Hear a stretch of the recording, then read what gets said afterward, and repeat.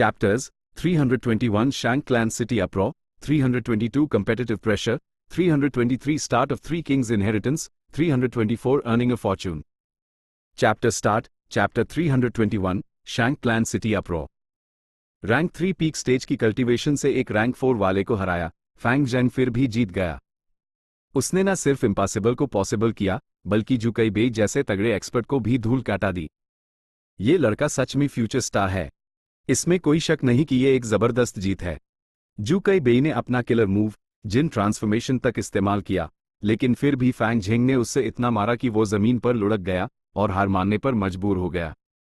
8 beast phantoms का attack सच में बहुत खौफनाक है, और सोचो तो फैंग झेंग के पास स्ट्रेंथ चीगू था।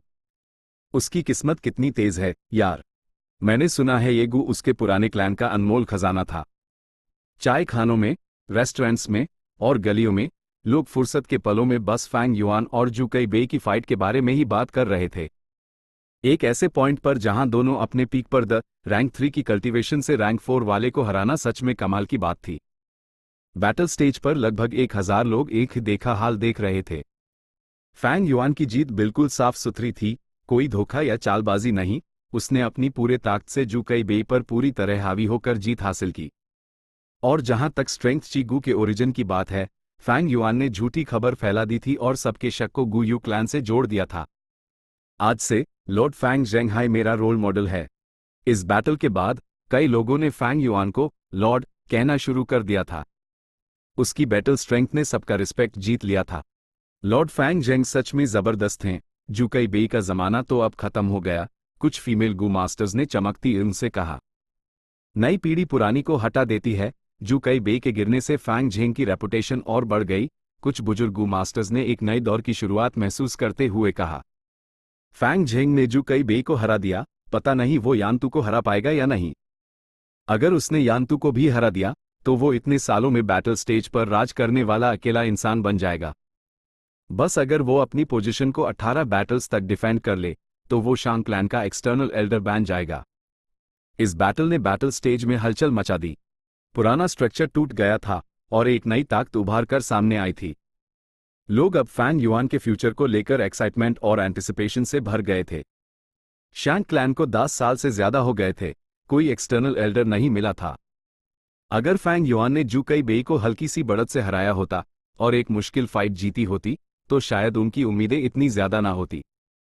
लेकिन जब फैंग युआन ने ऐसी जबरदस्त ताकत दिखाई जिसने जू कई बेई को कुचल कर रख दिया, तो उन्होंने एनालाइज करना शुरू कर दिया।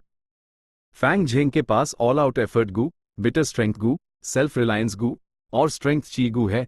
एक पुराने जमाने का स्ट्रेंथ पाथ गू मास्टर भी बस इतना ही हासिल कर सकता था। ऑल आउट एफर्ट गू उसके अटैक्स को खतरनाक और हावी बना देता है।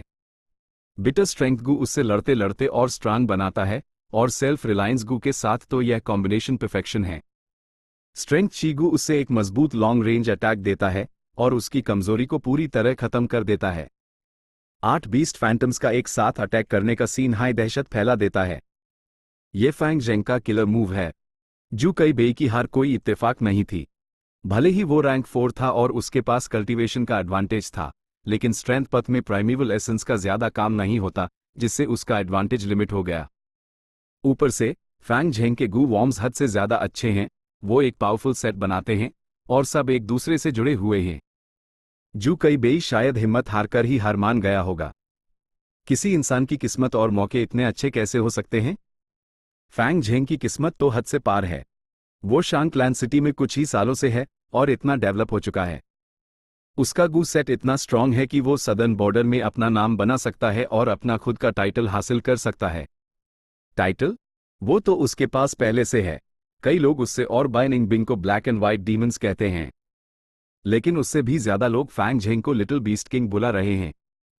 फैंग युआन 8 बीस्ट फैंटम्स को कंट्रोल करता था और उसका लड़ने का स्टाइल एकदम खतरनाक था। आगे बढ़ना और टक्कर मारना। लिटिल बीस्ट किंग का टाइटल उस पर खूब जांचता था।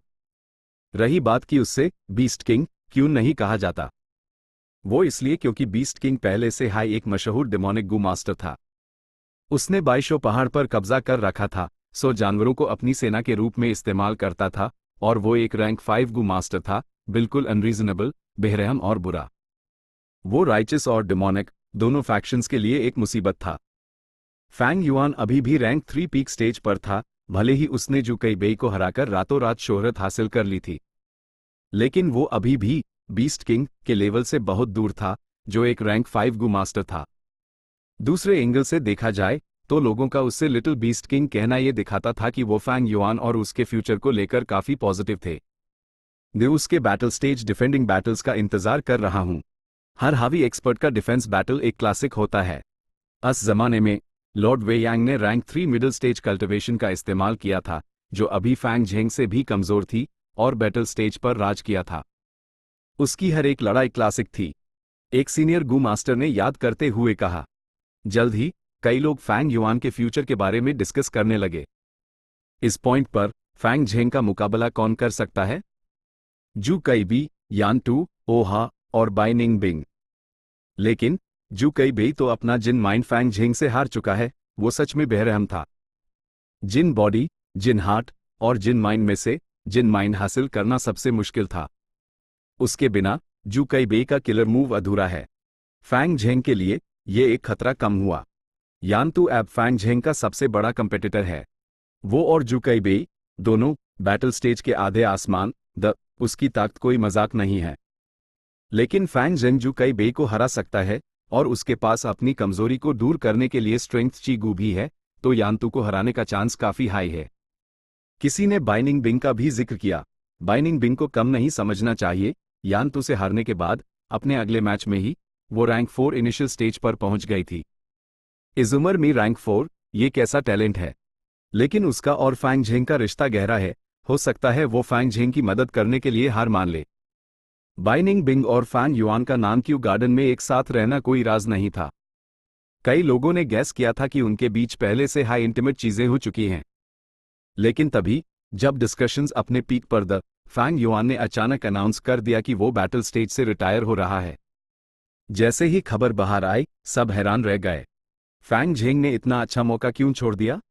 बैटल स्टेज पर राज करके एक्सटर्नल एल्डर बनना, ये तो उसके सामने ही था। कई लोगों ने अफसोस में लंबी सांस ली।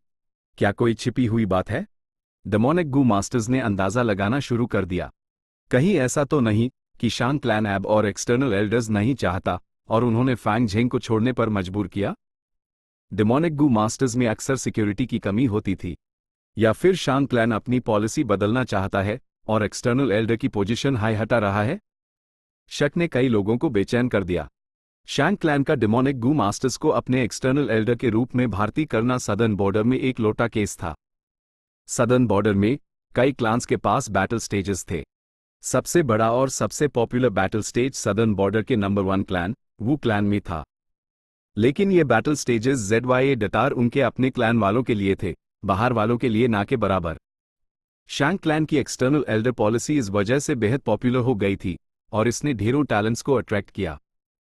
यहां तक कि जब वो बाहर ट्रेड करते थे तब भी कई डेमोनिक गू मास्टर्स शांग क्लैन के काफिलों को नहीं लूटते थे।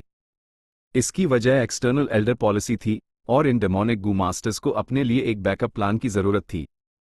शांग यानफी को कुछ गड़बड़ लगी और उसने जल्दी से इस मामले को साफ किया। भले ही उसने चुपके से जू कई बेई और यानतू दो मोहरों का इस्तेमाल करके बैटल स्टेज को कंट्रोल किया था, ऐसी चीज सामने नहीं आ सकती थी। शांग यानफी के अथॉरिटी ने जल्दी से इस मामले को बैन करवा दिया। उसके कुछ दिन बाद फैंग युआन ने पब्लिक में अनाउंस किया कि वो शांग शिनसियाई की मदद करने जा रहा है ताकि वो यंग मास्टर की पोजीशन हासिल कर सके। तुरंत सबका ध्यान बैटल स्टेज से हटकर यंग मास्टर कंपटीशन पर चला गया।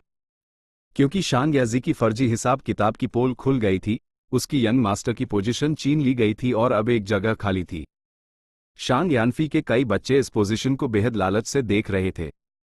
मैंने पहले सुना था यह फैंग झेंग वफादार और नेक है।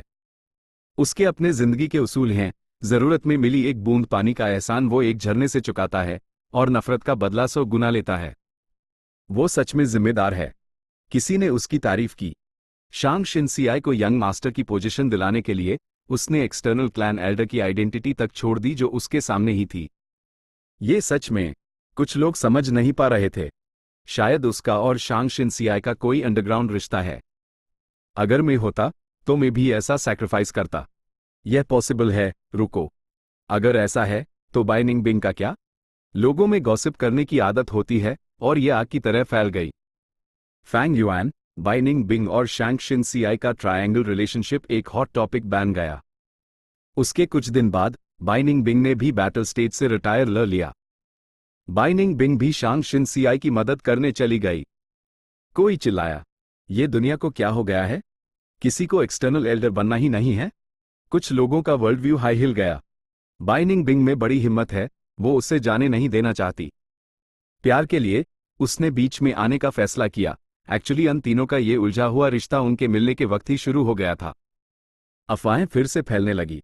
लोगों ने ना जाने कितनी कहानियां बना ली, यहां तक कि शांग क्लैन सिटी में फैंग, बाई और शांग के ट्रायंगल रिलेशनशिप पर नाटक और ड्रामे भी शुरू हो गए। और वो भी हाथों हाथ बिक रहे थे। इन डिटेल्स को छोड़ो, लेकिन फैंग और बाई की पोजीशन बदलने से शांग शिनसियाई सफलता से सबकी अटेंशन का सेंटर बन गई। बाइनिंग बिंग अब रैंक 4 इनिशियल स्टेज पर थी। एक रैंक 4 गू मास्टर मिडिल या स्मॉल साइज्ड क्लैन्स में क्लैन लीडर होता है। भले हाई Fang Yuan rank 3 peak stage पर था, उसकी battle strength rank 4 Gu masters के बराबर थी। जब वो रैंक 4 बन जाएगा तो कौन इमेजिन कर सकता है कि वो कितना स्ट्रांग हो जाएगा। वो दोनों बहुत यंग और उनके पास ग्रो करने का मौका था, इसलिए उनके बारे में काफी पॉजिटिव बातें हो रही थी। डू एक्सपर्ट्स की मदद मिलने से शांग शिनसियाई तुरंत यंग मास्टर पोजीशन के लिए लड़ने वाली दूसरी सबसे पॉपुलर इंसान बन गई।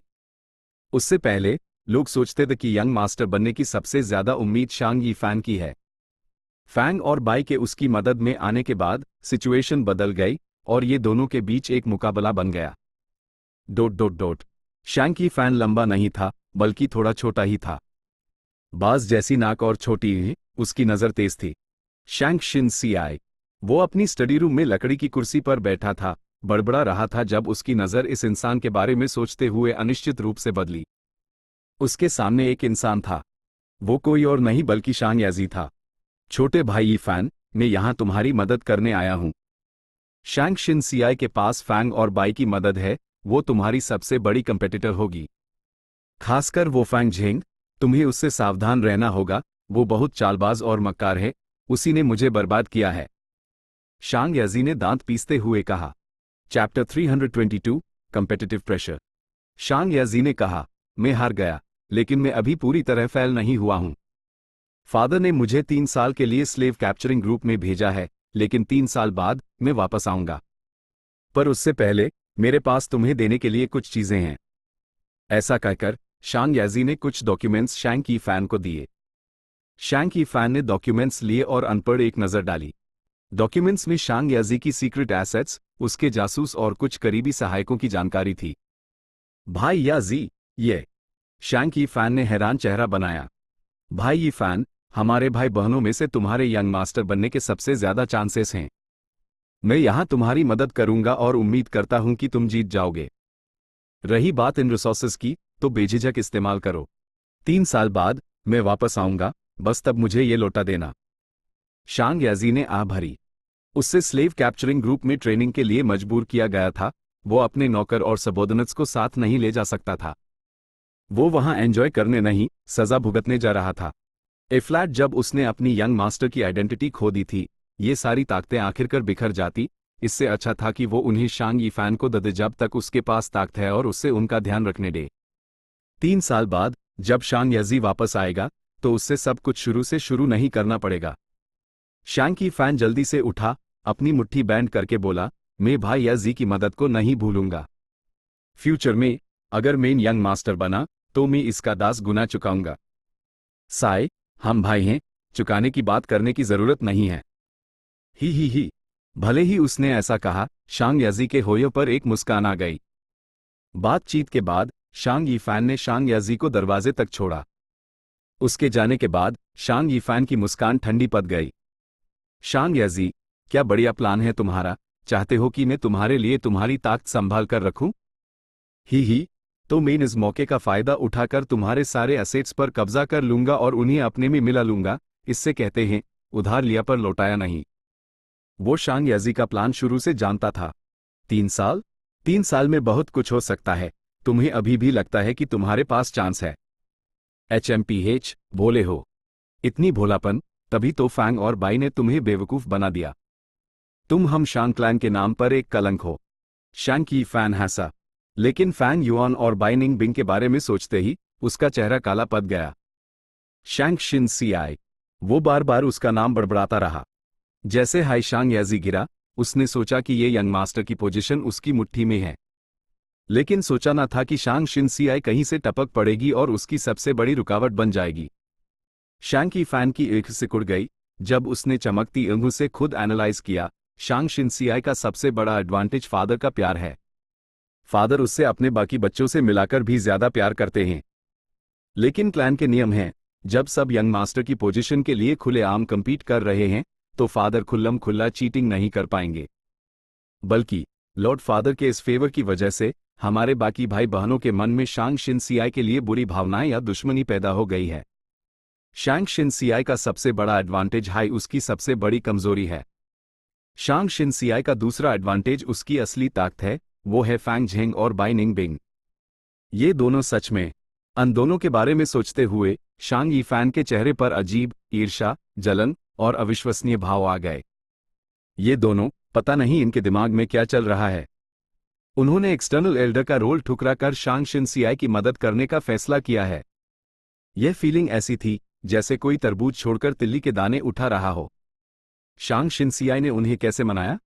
उसकी किस्मत सच में बहुत अच्छी है, आसानी से ये दो मजबूत जनरल्स मिल गए। वो बाई निंग बिंग तो पहले से हाई रैंक 4 है और फैंग झेंग तो जू कई बेई को भी हरा सकता है।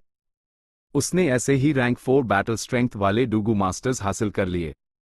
यहां तक कि उनके सबसे बड़े भाई शैंग क्यू एनआईयू के पास भी कोई रैंक 4 सबॉर्डिनेट नहीं था।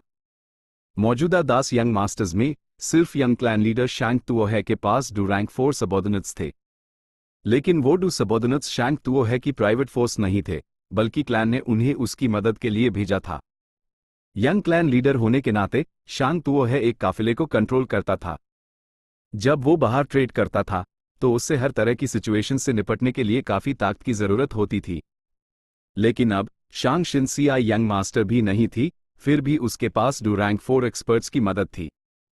इस सिचुएशन ने शांग यानफी के कई बच्चों को जलन और डर महसूस करवाया। लेकिन अन दोनों की मदद से भी तो क्या, यंग मास्टर की पोजीशन मेरी है। शैंग की फैन ने अपने होठ चाटे। जैसे ही उसने कुछ सोचा उसका जोश बढ़ गया। उसी समय नानक्यू गार्डन में शांग क्लैन के पास क्लैन रूल्स का एक कॉम्प्लेक्स और पूरा सिस्टम है। खासकर उत्तराधिकारियों के मामले में नियम बेहद सख्त हैं। वे यांग फैंग और बाई के पास शांग शिन सियाई के सामने खड़ा होकर समझा रहा था। अगर लेडी शिन सियाई को यंग मास्टर बनना है तो आपको शांग क्लैन का टेस्ट पास करना होगा। ये टेस्ट एक परंपरा है और टेस्ट का सिर्फ एक हाई टाइप है, जो है ट्रेडिंग।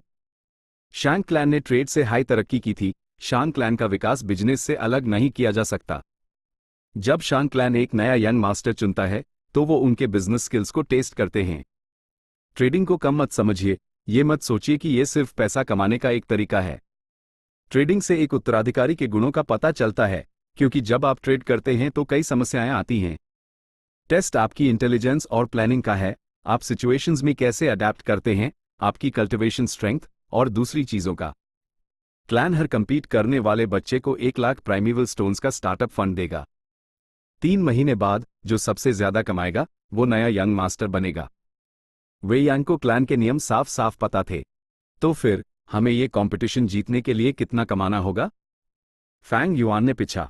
शांग क्लैन का यंग मास्टर कंपटीशन शहर में मशहूर था। पूरा शांग क्लैन इस पर बहुत ध्यान देता था। फैंग युआन जानता था कि उससे यहाँ के नियम फॉलो करने होंगे। नॉर्मली अगर लेडी शिन सियाई के पास 3 महीने के एंड तक लगभग 3 लाख हो जाते हैं तो वो अपने ज्यादातर कंपेटिटर्स को पीछे छोड़ देंगी।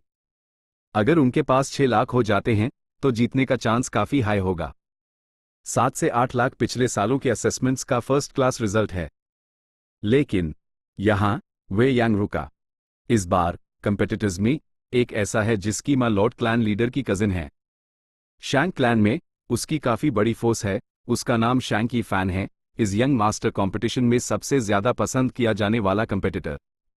उसकी मां के चुपके से मदद करने से उसके पास एंड में कम से कम 6 लाख होंगे। अगर आपको उसे हराना है तो लेडी शिन सियाई को और भी बेहतर रिजल्ट्स लाने होंगे। शैंग की फैन के पास कम से कम 6 लाख होंगे, इसलिए यंग मास्टर की पोजीशन पाने के लिए शांग शिन सियाई को फर्स्ट क्लास रिजल्ट्स लाने होंगे। लेकिन शांग शिनसियाई के पास शांग क्लैन में कोई अथॉरिटी या फोर्स नहीं थी। उसकी मां तोजांग क्लैंसमैन थी, जिससे उसकी पॉलिटिकल कमजोरी थी। उससे शांग यीफैन की तरह कोई मदद नहीं मिलेगी।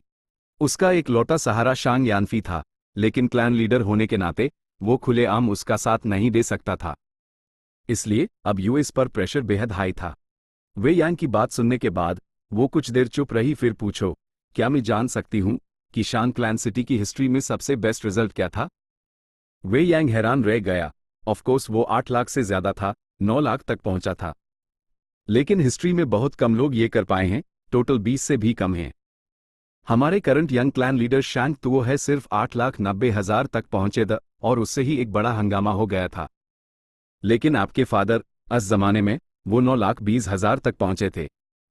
सिर्फ इस एक चीज से वो शांग क्लैन के हिस्टोरिकल रिकॉर्ड्स में शामिल हो गए थे। बोलते बोलते वे यांग फिर से रुका, लेकिन शांग क्लैन की हिस्ट्री में सबसे बेस्ट रिजल्ट 11,10,000 का है।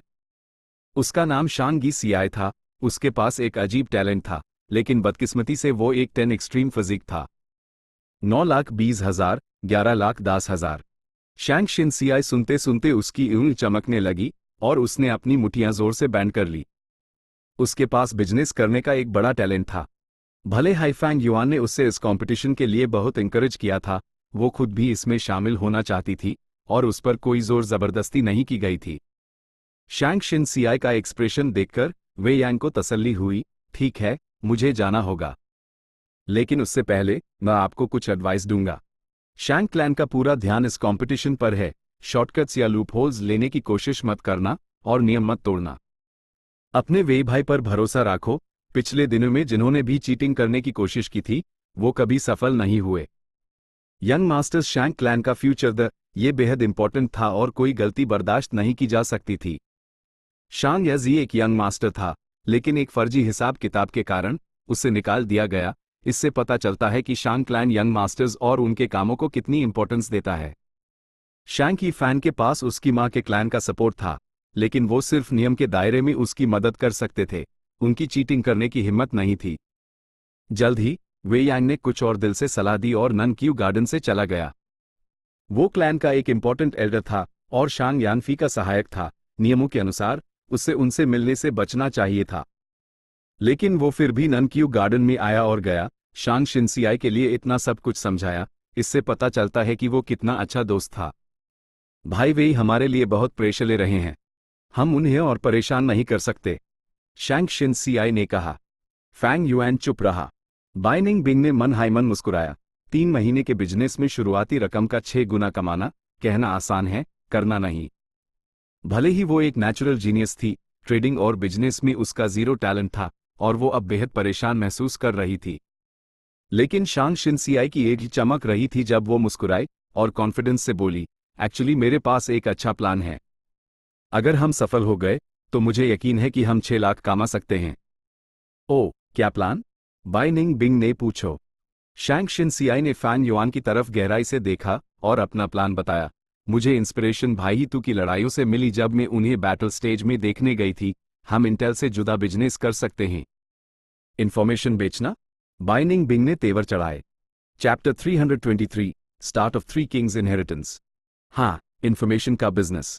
शांग क्लैन के बैटल स्टेज पर रोज 100 से ज्यादा लड़ाइयां होती हैं। बैटल स्टेज में इतने सारे मौके छुपे हैं जिनका हम इस्तेमाल कर सकते हैं। मैंने सोचा है हम बैटल स्टेज के पार्टिसिपेंट्स की गू मास्टर इन्फॉर्मेशन कलेक्ट करके उस बेच सकते हैं। हम कुछ मशहूर लोगों को हीरे कर सकते हैं जो बैटल से पहले प्रेडिक्शंस करें और बैटल के बाद यूएस पर टिप्पणी करें, और भी बहुत कुछ। शांग शिनसियाई ने मुस्कुराते हुए जवाब दिया। ब्रिलियंट! बाइनिंग बिंग ने ताली बजाई। यह आइडिया कमाल का था। बाइनिंग बिंग ने कई लड़ाइयों में हिस्सा लिया था। वो गहराई से जानती थी कि यह आइडिया कितना ब्रिलियंट था। उस तुरंत समझ आ गया कि यह आइडिया उनके लिए भारी मुनाफा ला सकता है। यहां तक कि फैंग युआन ने भी उस हैरानी से देखा। उसने अपनी पिछली जिंदगी में इस आइडिया के बारे में सोचा था, यहां तक कि वो क्लैन में इसका इस्तेमाल भी किया था। वो क्लैन का बैटल स्टेज और भी बड़ा था और वहां का माहौल और भी ज्यादा जोशीला था। फैंग युआन के आइडिया ने एक बड़ा हंगामा खड़ा कर दिया था और उस हर दिन ढेर सारा पैसा कमा कर दिया था। लेकिन जल्द ही वू क्लैन ने दखल दिया और हर तरह की कंपटीशन और दबाव आने लगे। कुछ ही महीनों में उसके प्रॉफिट्स डूब गए और उसका बिजनेस 6 महीने बाद बैंड करने पर मजबूर होना पड़ा। फैंग युआन ने सोचा, वो इस आइडिया को इसलिए सोच पाया क्योंकि उसके पास अर्थ की यादें थी। लेकिन शांग शिनसियाई का एक नेटिव होते हुए ये सोच पाना बेहद प्रभावशाली था। इससे बिजनेस और ट्रेड में उसका बेहतरीन टैलेंट दिखता था। भले ही ये आइडिया अच्छा था, फैंग युआन ने अपना सिर हिलाया। शांग शिनसियाई ने अपने दांत पीसे, क्या भाई ही तुमको लगता है कि यह आइडिया बुरा है? आइडिया अच्छा है, पर यह काम नहीं करेगा। शिनसियाई, क्या तुम मुझ पर भरोसा करती हो? फैंग युआन ने शांग शिनसियाई को गहराई से देखा। शांग शिनसियाई हल्के से मुस्कुराई। मेरी जान भाई ही तूने बचाई थी, भरोसा ना करने जैसा क्या है? बाइनिंग बिंग ने अपने दिल में हंसी दबाई, लेकिन चुप रही। वो एक अंदर की बात जानती थी, रास्ते भर यूज ये बिल्कुल साफ था, शांग शिनसियाई की सारी मुसीबतें अकेले फैंग युआन की वजह से थी। फैंग युआन ने सिर हिलाया। जब तुम मुझ पर भरोसा करती हो, तो मेरी बात सुनो। हमें तुम्हारे प्राइमेवल स्टोन्स को 3 गुना करने के लिए सिर्फ 20 दिन चाहिए। सच में? शांग शिनसियाई ने अपनी उत्सुकता जाहिर की, तो फिर मैं भाई के इंस्ट्रक्शंस पर ही चलूंगी। इस बार ये कौन सी चाल चल रहा है? फ्लैट ये किसको नुकसान पहुंचाने की प्लानिंग कर रहा है? बाइनिंग बिंग ने तिरछी नजर से फैंग युआन को देखा, अपने दिल में अंदाजा लगाते हुए। सैनचा पहाड़ जुओ क्लैन के लेंग जहन पहाड़ और छे क्लैन के फेइलाई पहाड़ के बीच में स्थित था। जुओ क्लैन और छे क्लैन पहले का इतिहास 600 साल पुराना था, जबकि दूसरे का 580। दोनों दुश्मन थे। सदियों की नफरत और रंजिश ने दोनों क्लान्स को खून का प्यासा बना दिया था। पिछले 100 सालों से दोनों क्लैन्स एक्सपेंड कर रहे थे और सैनचा पहाड़ पर कब्जा करने के लिए वो लड़ रहे थे। सैनचा पहाड़ की कमर पर एक घमासान युद्ध हुआ था और वो अब खत्म होने के करीब था। जमीन पर खून बह रहा था और दर्जनों गू मास्टर की लाशें जमीन पर पड़ी थी। 7 लोग अभी भी खड़े थे, 3 जुओ क्लैन से, 4 छे क्लैन से। जुओ क्लैन के एल्डर जुओ वू शेंग के सीने में एक गहरा छेद था, जिससे खून बह रहा था। वो अपने घाव पर दबाव डालते हुए जुओ छनयू के सामने खड़ा था, एक गंभीर चेहरे के साथ। बड़ी मिसी, अभी निकलो, हम इन्हें रोकेंगे। जुओ चानयू जुओ क्लैन लीडर की सबसे बड़ी बेटी थी, जिसके पास अ ग्रेट एप्टीट्यूड था और वो जुओ क्लैन की भविष्य की उम्मीद थी। वो जवान और खूबसूरत थी, 20 साल से भी कम उम्र में रैंक 3 मिडिल स्टेज कल्टिवेशन। वो यहां मरने का रिस्क नहीं ले सकती थी। एल्डर वू शेंग, जुओ चानयू ने गहरी हिचकी चाहत और निराशा दिखाई। जाना चाहती हो? सपने देखो, छे क्लैन के एल्डर चे यो येन ने हंसकर कहा जब वो बाहर निकला। बूढ़े वू शेंग, सोचा ना था कि ये दिन भी आएगा। ही, आज मैं ये सुनिश्चित करूंगा कि तुम तीनों को कफन भी नसीब ना हो। उसका मारने का इरादा फूट पड़ा, लेकिन ऐसा कहने के बाद उसने अपने पास खड़ी एक जवान फीमेल गू मास्टर को निर्देश दिया, शियांग, तुम्हें चोट लगी है, बाद में जब हम लड़ेंगे तो पीछे रहना और हम पर नजर रखना। चे कियाओ शियांग तुरंत तेवर चढ़ गई, फादर, मुझे सिर्फ हल्की सी चोट लगी है, कोई बात नहीं। मैं आपके साथ लड़ना चाहती हूं। वो बहुत चिंतित थी। जुओ वू शेंग उसके पिता का दर्जनों सालों से प्रतिद्वंदी था, उनकी ताकत लगभग बराबर थी। भले ही जुओ वू शेंग घायल था, यूज मारना आसान नहीं होगा, उसका मरने से पहले का हमला भयानक होगा। बकवास, चे यो येन ने डांटा, चुपचाप फादर की बात सुनो, ये एक ऑर्डर है। चे कियाओ शियांग ने मुंह बनाया, कुछ कहने ही वाली थी कि अचानक उसे एक हंसी सुनाई दी।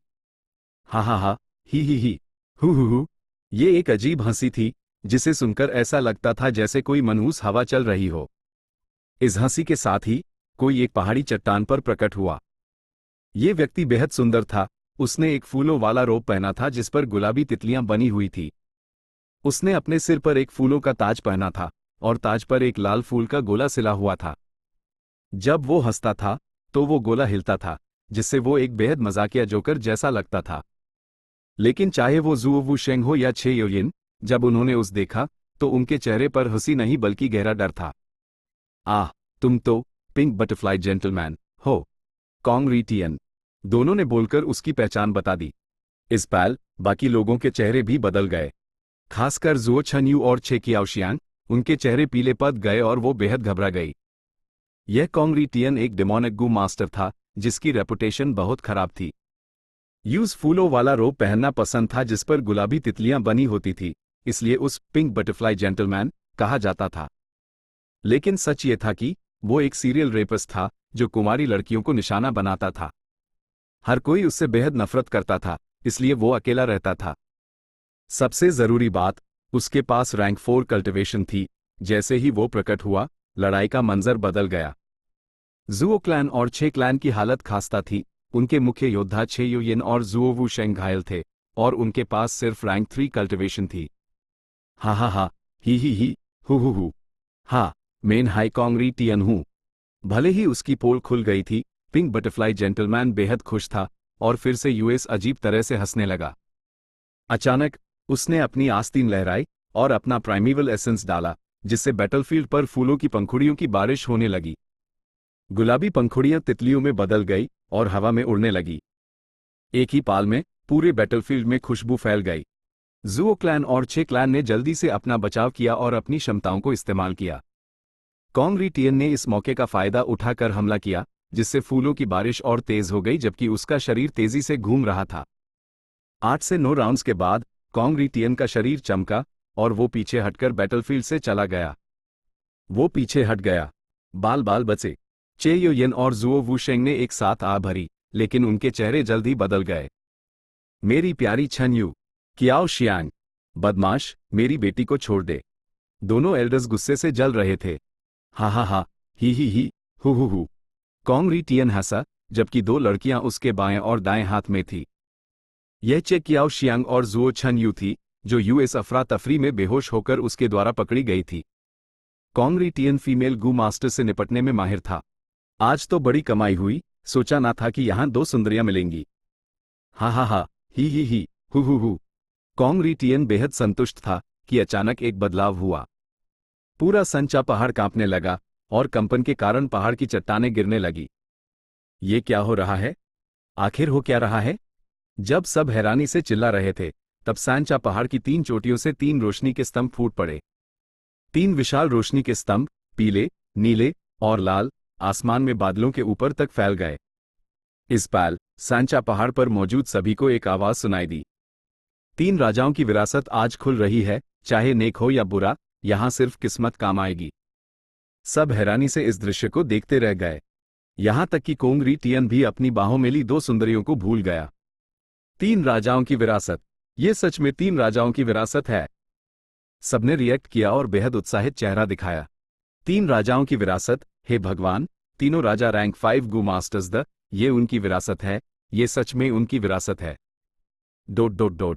3 दिन बाद शान क्लैन सिटी में नानक्यू गार्डन स्टडी रूम। एक डॉक्यूमेंट को हल्के से टेबल पर रखते हुए फैंग युआन की आंख में चमक दौड़ गई। 3 राजाओं की विरासत आखिरकार खुल गई। डेट को देखते हुए ये उसकी पिछली जिंदगी जैसी ही थी। इससे पता चलता है कि इस दुनिया में भले ही पुनर्जन्म इतिहास बदल सकता है, महत्वपूर्ण घटनाएं आसानी से नहीं बदली जा सकती। फ्लैट जब 3 राजाओं की विरासत खुल गई है, मेरे पास कम समय बचा है। जैसे हाईशांग शिनसियाई यंग मास्टर बनेगी, मुझे निकलना होगा। फैंग युआन ने अपने दिल में एक बेचैनी महसूस की, उससे और तेजी से काम करना होगा। 3 राजाओं की विरासत आम विरासतों से अलग थी। फ्लावर वाइन विरासत और व्हाइट बोन विरासत जो उसने पहले ली थी, वो सिर्फ एक विरासत थी। लेकिन इस बार ये एक ही जगह पर 3 विरासतों का संग्रह था। अगर वो तीनों हासिल कर पाता, तो फैंग युआन की ताकत कई गुना बढ़ जाती, और उस जिन रैंक 4 गू वॉर्म्स की जरूरत थी, वो ज्यादातर पूरी हो जाती। कम से कम रैंक 5 से पहले उससे रिसोर्सेस के बारे में चिंता करने की जरूरत नहीं पड़ती।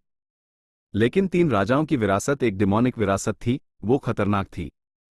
उसके अंदर कई कुत्ते के समूह और पार करने के लिए कई चेक पॉइंट्स थे। उसकी पिछली जिंदगी में अनागिनत जानें कुर्बान हुई थी, और 6 महीने बाद ही कोई अंत तक पहुंचकर विरासत हासिल कर पाया था। इसलिए इस वक्त वहां जाने का कोई मतलब नहीं था। 3 राजाओं की विरासत की खबर छुपाई नहीं जा सकती। आसमान तक पहुंचने वाले ये 3 स्तंभ कैसे छुपाए जा सकते हैं? फैंग युआन जानता था कि ये 3 स्तंभ विरासत के प्रवेश द्वार थे। लेकिन प्रवेश करने के लिए कुछ खास शर्तें थी। अब मैं आखिरकार बड़े पैमाने पर डॉग एंस्लेवमेंट गू, पेपर क्रेन गू और एक्सप्लोडिंग एग गू खरीद सकता हूं। फैंग युआन ने एनालाइज किया। इससे पहले, भले ही उसके पास कैश था, उसने चुपके से मार्केट में ये 3 तरह के गू खरीदे थे। उसकी प्रकृति सतर्क थी, उसने सब कुछ दांव पर नहीं लगाया था। जब 3 राजाओं की विरासत की खबर जारी हुई, तभी उस पता चला कि सही समय आ गया है। बल्क में खरीदना। 5 दिन बाद फैंग युआन ने बड़ी संख्या में रैंक 1 डॉग एंस्लेवमेंट गू, रैंक 2 पेपर क्रेन गू और रैंक 1 एक्सप्लोडिंग एग गू खरीद लिए। ना सिर्फ शांग शिनसियाई के 1 लाख प्राइमेवल स्टोन्स, बल्कि बाई क्लैन से अभी अभी मिले 3 लाख भी। फैंग युआन ने एक बार बाई क्लैन से 3 मिलियन प्राइमेवल स्टोन्स वसूल लिए थे। उन्होंने लगभग आधा भुगतान कर दिया था। बाइनिंग बिंग के पैसे मिलाकर फैंग युआन का खरीदने का प्लान एक बड़ी सफलता थी। Chapter 324 earning a fortune. Shang शिनसियाई ने अपने सारे फंड्स इन 3 गू वॉर्म्स को खरीदने में लगा दिए। स्टडी रूम में शांग यी फैन एक कागज का टुकड़ा पकड़े हुए था। यह डॉक्यूमेंट उसकी मां ने भेजा था।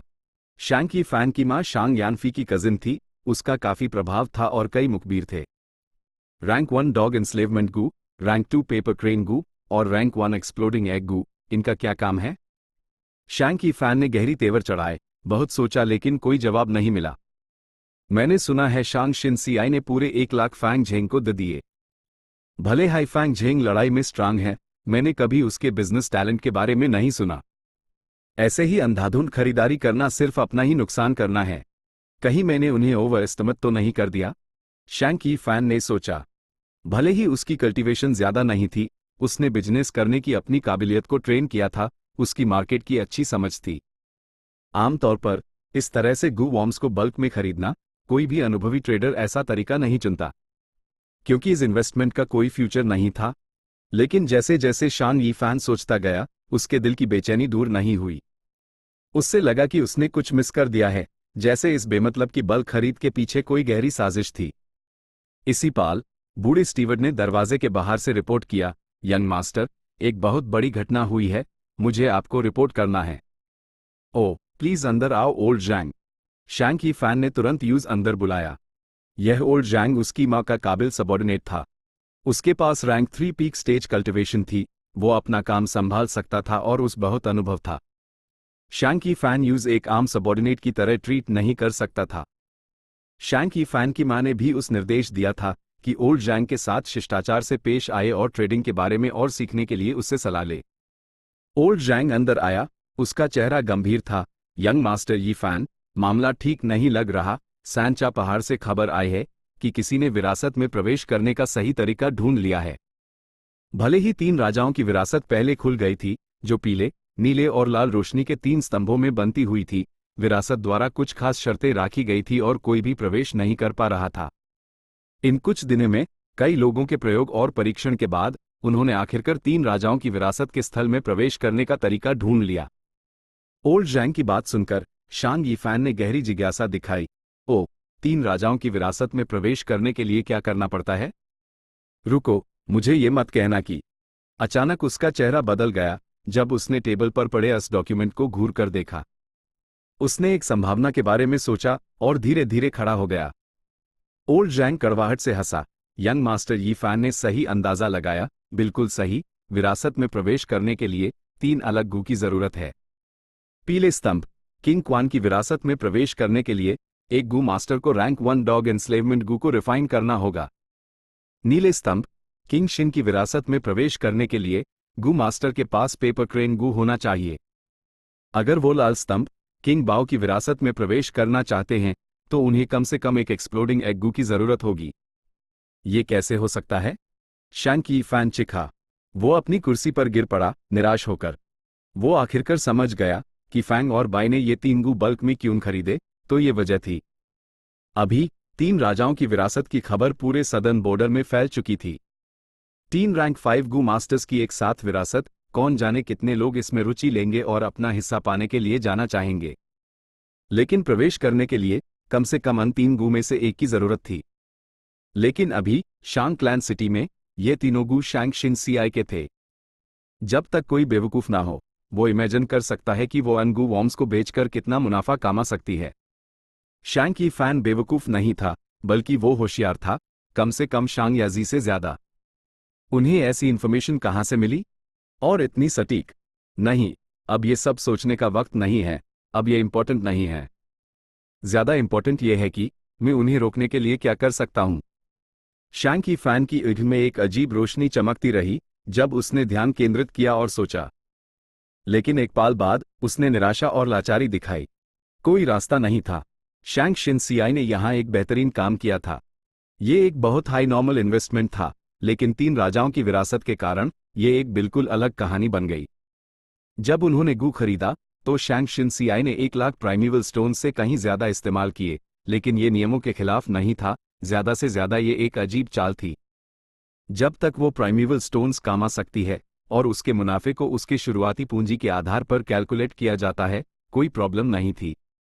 अगर शैंग की फैन यहां प्रॉब्लम ढूंढना चाहता तो उसके पास कोई रीजन नहीं था, क्योंकि उसने भी अपनी मां से ताकत उधार ली थी, जैसे कि ओल्ड जैंग। सच कहूं तो उसकी चाल शांग शिनसियाई से कहीं ज्यादा खराब थी। यंग मास्टर यी फैन, इस बार उनके पास सबसे सटीक इंफॉर्मेशन थी। जब वो डील कर लेंगे तो उनकी पूंजी कम से कम 3 गुना हो जाएगी। हम उनमें कोई गलती नहीं निकाल सकते, ना ही कोई गलत तरीका इस्तेमाल कर सकते हैं। हमें अपने बचे हुए समय का इस्तेमाल करके अपना बिजनेस करना होगा। शहर में मैडम के प्रभाव से 3 महीनों में आपके पास कम से कम 6 लाख होंगे। यंग मास्टर, हम अभी भी जीत सकते हैं, ओल्ड जैंग ने समझाया। हाँ, हम बस यही उम्मीद कर सकते हैं। शैंग की फैन ने गहरी सांस ली, लेकिन उसके दिल की चिंता दूर नहीं हुई। यंग मास्टर कंपटीशन के मामले में ये तो सिर्फ शुरुआत थी, लेकिन उससे पहले ही ऐसा सरप्राइज मिल गया था। कौन जाने बाद में क्या हो सकता है। कॉन्फिडेंस से भरा शांग यी फैन ऐप संदेह करने लगा था। ... 3 राजा, उनका मतलब किंग क्वान, किंग शिन और किंग बाओ से था। उनकी उत्पत्ति 300 साल पहले हुई थी। तीनों राजा वैंग क्लैन से थे। वैंग क्लैन को उनके खून के प्यासे दुश्मन वू क्लैन ने मिटा दिया था, लेकिन वो वैंग क्लैन के 3 बच्चों को छोड़ गए थे। ये 3 बच्चे, 2 लड़के और 1 लड़की। सबसे बड़ा 8 साल का था, जो भविष्य में किंग क्वान बनेगा। सबसे छोटा 5 साल का था, वो किंग बाओ था। रही बात लड़की की, भविष्य की किंग शिन, वो यूएस समय सिर्फ 6 साल की थी। वू क्लैन अपनी बची हुई ताकतों को आत्मसात करने में व्यस्त था, ताकि वैंग क्लैन से माय लाभ को पूरी तरह से पचा सके। 3 बच्चे क्या कर सकते थे? वो गू मास्टर्स भी नहीं थे, इसलिए उन्होंने बच्चों पर ध्यान नहीं दिया, सिर्फ एक गिरफ्तारी का वारंट जारी किया और उन्हें भूल गए। उन्हें मारने के लिए भेजा गया व्यक्ति भी एक आलसी आदमी था। उसने 3 बच्चों को मार कर दिखा दिया, ये झूठ बोलकर कि उसने अपना काम पूरा कर लिया है और वापस आ गया। इस तरह तीनों बच्चे अनजाने में बच गए। उन्होंने कठिनाइयों, कष्टों का अनुभव किया और मुश्किल से जिंदा रहे। एक दूसरे का सहारा बनते हुए उनके बीच एक गहरा रिश्ता बन गया। जैसे जैसे वो बड़े हुए, वू क्लैन के प्रति उनकी नफरत गहरी होती गई। लेकिन वू क्लैन ने वैंग क्लैन को आत्मसात करने के बाद वो बहुत मजबूत हो गए थे और एक बड़ा क्लैन था जिसके पास 3 पहाड़ थे। सालों तक काम करने के बाद उनकी ताकत और भी गहरी हो गई थी। तीनों राजा अकेले उन्हें अपना अपच जागृत करने का मौका तक नहीं मिला था। उनके लिए वू क्लैन से बदला लेना एक असंभव सपना था। लेकिन जिंदगी अनिश्चित थी और किस्मत अजीब तरीके से काम करती थी। आप कभी नहीं जान सकते कि भविष्य में आपकी किस्मत क्या हो सकती है। एक बार जब वो अपनी जान जोखिम में डालकर पहाड़ पर जड़ी बूटियां इकट्ठा कर रहे थे अपनी रोजी रोटी के लिए, तीनों एक प्राचीन विरासत स्थल में गिर गए। ये कोई आम विरासत नहीं थी, ये एक रहस्यमयी रैंक 6 गू इमॉर्टल द्वारा छोड़ी गई थी। इस तरह तीनों राजाओं की किस्मत में एक बदलाव आया। उन्होंने हर एक ने रैंक 6 गू इमॉर्टल की विरासत का एक हिस्सा प्राप्त किया और लगभग 100 साल तक कठिन मेहनत से कल्टिवेट किया। तीनों ने एक दूसरे को प्रोत्साहित किया और एक साथ मेहनत की। जब वो सब रैंक 5 पर पहुंच गए तो उन्हें लगा कि समय आ गया है और इस तरह वू क्लैन से बदला लेने के लिए विरासत स्थल से निकल गए। उस समय वू क्लैन अपने विकास के चरम पर था। तीनों राजाओं ने कोई चाल या साजिश नहीं की, बल्कि सीधे उनके दरवाजे पर पहुंच गए। वू क्लैन लीडर एक रैंक 5 गू मास्टर था। वो 3 रैंक 5 गू मास्टर्स के हमले को कैसे सह सकता था, खासकर जब इन 3 रैंक 5 गू मास्टर्स ने एक प्राचीन विरासत प्राप्त की थी। किंग क्वान ने अपनी कुत्तों की सेना बुलाई। जैसे ही उसने अपना हाथ लहराया, वो एक शक्तिशाली सेना थी। कुत्तों के समूह समुद्र की तरह थे, जिन्होंने वू क्लैन के गांव को निगल लिया। किंग शिन तेज और चुस्त थी, एक भूत की तरह हरकत करती हुई उसने वू क्लैन के सभी उच्च अधिकारियों को मार दिया, जिससे उनके पास कोई नेता नहीं बचा और वो अफरा तफरी में आ गए। किंग बाओ हिंसक और सीधा था। जब उसने हमला किया तो आसमान हिल गया, जब उसने पहाड़ की चट्टानों में विस्फोट कर दिया। मजबूत और अजय वू क्लैन तीनों राजाओं द्वारा 3 दिनों में मिटा दिया गया। तीनों पहाड़ों के आत्मा झरने नाश्त हो गए। पहाड़ी रास्तों पर लाशें बिछी हुई थी, जमीन पर खून बह रहा था। ये एक विभत्स दृश्य था। वू क्लैन पूरी तरह से मिटा दिया गया था, लेकिन तीनों राजाओं ने भारी कीमत चुकाई। लेकिन वो बदले के लिए ये करने को तैयार थे। बदला लेने के बाद तीनों राजाओं को लगा कि जिंदगी का कोई मतलब नहीं रह गया है। वो वांग क्लैन को फिर से नहीं बनाना चाहते थे, क्योंकि एक क्लैन चाहे कितना भी मजबूत हो, सच्चे एक्सपर्ट्स के सामने नहीं टिक सकता। उन्होंने गुमनामी में जीना शुरू कर दिया, अब बाहर नहीं आते थे। वो 3 टूटते तारों की तरह गायब हो गए। सदर्न बॉर्डर में एक बड़ी घटना करने के बाद वो जल्दी से गायब हो गए। उनके बारे में फिर कभी नहीं सुना गया। कोई नहीं जानता कि उसके बाद तीनों राजाओं का क्या हुआ, जब तक हाल ही में उनकी विरासत प्रकट नहीं हुई। किंग क्वान के पास कम से कम 3 रैंक 5 डॉग एंस्लेवमेंट गू हैं। उनके साथ कोई भी हजारों जानवरों के राजाओं को गुलाम बना सकता है और एक सेना की कमांड कर सकता है, दुनिया को जीत सकता है। किंग शिन गू रिफाइन करने में सबसे माहिर है। उसने आम रैंक 2 पेपर क्रेन गू से एक अनोखा गू वॉर्म्स का सेट विकसित किया, जिससे यूज आसानी से इंफॉर्मेशन मिल जाती थी। उसकी वजह से हाई किंग क्वान और किंग बाओ को वू क्लैन के गांव में सुरक्षा की कमी का पता चला। वू क्लैन को मिटाने में उसका बड़ा हाथ था। और है किंग बाओ, उसका गुस्सा आज जैसा था। हर बार जब वो हमला करता था तो बड़े विस्फोट होते थे जो जमीन को हिला देते थे। उसकी शक्ति जंगली और हावी होने वाली थी। जिसे भी उसकी विरासत मिलेगी वो दुनिया पर पैर रख सकेगा। 3 रैंक 5 विरासतें, एक भी मिल गई तो कोई भी शक्ति में आ सकता है, 2 मिल गई तो वो इतिहास में अपना नाम छोड़ सकते हैं, और 3 मिल गई तो एक परम अधिपति पैदा होगा। ये एक बहुत बड़ा मौका है। मैं अपनी पूरी कोशिश किए बिना संतुष्ट नहीं रहूंगा। मुझे वहां जल्दी पहुंचना होगा। अगर मेन लेट हो गया और दूसरों ने यूज हासिल कर लिया तो मुझे जिंदगी भर पछतावा होगा। जैसे ही 3 राजाओं की विरासत के प्रवेश के तरीके की खबर बाहर आई, शांग क्लैन सिटी में कई लोग पागल हो गए। मुझे एक्सप्लोडिंग एग गू खरीदना है। मुझे पेपर क्रेन गू चाहिए। मुझे डॉग एंस्लेवमेंट गू, पेपर क्रेन गू और एक्सप्लोडिंग एग गू चाहिए। क्या ये गू इतने महंगे क्यों हैं? दाम तो पहले से 3 गुना हो गए हैं। TCH, गरीब है तो निकल यहां से, खरीदने के लिए लाइन लगी है यहां। कमीन, मैं खरीदूंगा। मुझे खरीदना है, मुझे खरीदना ही पड़ेगा। अनागिनत लोगों ने दांत पीसे, मन ही मन बेईमान व्यापारी को गालियां देते हुए, लेकिन फिर भी बड़े दुख में अपनी मेहनत की कमाई बाहर निकली। Chapter and.